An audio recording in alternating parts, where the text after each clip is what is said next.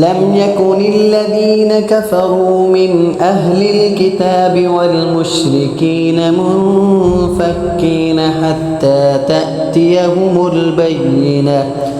رسول من الله يتلو صحفا مطهرة فيها كتب قيمة وما تفرق الذين أوتوا الكتاب إلا من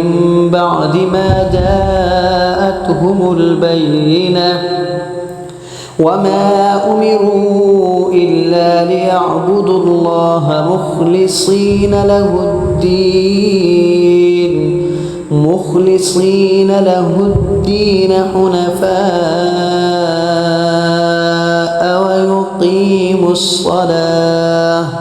ويقيموا الصلاة ويؤتوا الزكاة وذلك دين القيمة إن الذين كفروا من أهل الكتاب والمشركين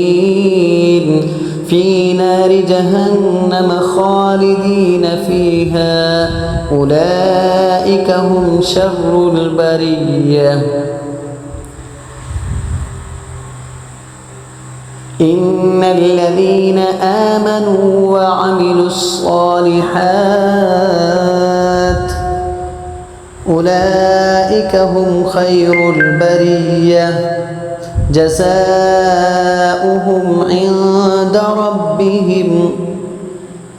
جنات عدن تجري من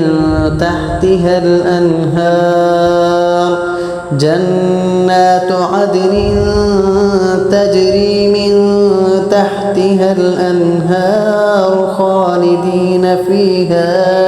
أبدا رضي الله عنهم ورضوا عنه ذلك لمن خشي ربه